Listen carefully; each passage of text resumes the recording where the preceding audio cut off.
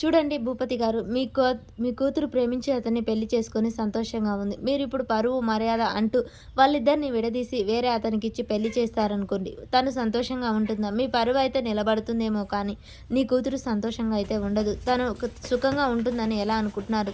తను మనసులో పెట్టుకొని ఇంకొకరితో సంతోషంగా బ్రతుకుతుందని మీరు ఎలా అనుకుంటున్నారు? మీ పరువే ముఖ్యమా? మీరు చిన్నప్పటి నుంచి అల్లారు ముద్దుగా ప్రేమించి పెళ్లి చేసుకున్న అమ్మాయి మీకు ముఖ్యం కాదా? అని చెప్పేసి సింధూర అయితే అడుగుతూ ఉంటుంది. ఆ మాటకు భూపతి ఒక్కసారిగా తలదించుకుంటాడు. తన పరువే ముఖ్యం అని తన మనసులో అనుకుంటాడు. సింధూర చూడండి, మీరు కాసేపటి పరువు కోసం ఈ అమ్మాయిని దూరం చేస్తే తన జీవితాంతం నరకం అనుభవిస్తుంది. కాబట్టి వీళ్ళిద్దరి ప్రేమని పెద్ద మనసు చేసుకొని అంగీకరించండి. వాళ్ళిద్దరూ సంతోషంగా ఉండేలా చేయండి అని చెప్పేసి సింధూర అయితే తీర్పిస్తుంది. కాబట్టి ఇక భూపతి ఒక్కసారిగా షాక్ అయి చూస్తూ ఉంటాడు. సింధూర చూడు, నేనిచ్చే తీర్పు ఏంటంటే వీళ్ళిద్దరూ ఇలా సంతోషంగా ఉంటారు.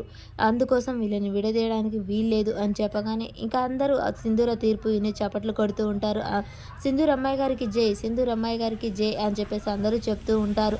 అలా వీళ్ళిద్దరిని చూసి సంతోషంగా చప్పట్లు కొడుతూ ఉంటారు. భూపతి అయితే తల దించుకొని ఇక అక్కడి నుంచి అడుగులు వేసుకుంటూ వెళ్ళిపోతూ ఉంటాడు. చంటి అయితే అమ్మాయి గారు మంచి తీర్పు ఇచ్చారు అని చెప్పేసి విజిలేస్తూ ఉంటాడు. భూపతి పక్కకు వెళ్ళి విషం అయితే తాగుతాడు.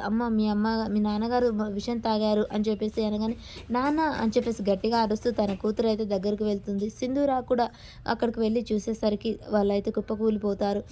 ఇక అయ్యో బసవ పట్టు, తొందరగా హాస్పిటల్కి తీసుకెళ్దాం అని చెప్పేసి సింధూర అరుస్తూ ఉంటుంది. ఈలోపే చూడమ్మా, నేను హాస్పిటల్కి తీసుకెళ్ళినా బ్రతకను, కానీ నా కూతురు ప్రేమ ముఖ్యమని తను అనుకుంది, పరువే ముఖ్యమని.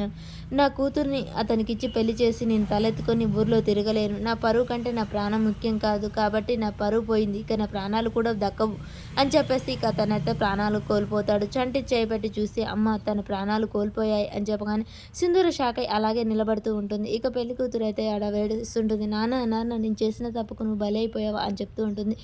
సింధూర ఇచ్చిన తీర్పు వల్లే అతను చనిపోయాడని ఇంకా అందరూ గుసగుసలాడుతూ ఉంటారు. మరి సింధూర మీద అందరూ నిందిస్తారా? సింధూర తన మనసులో మరి చంటి విషయం కూడా ఇలా చెప్తే చెంచలమ్మ చనిపోతుంది అని చెప్పేసి ఇక తన మెడలో ఉన్న తాళి తీసేస్తుందా? అసలు ఏం జరుగుతుంది అనేది మనకు నెక్స్ట్ ఎపిసోడ్లో తెలుస్తుంది.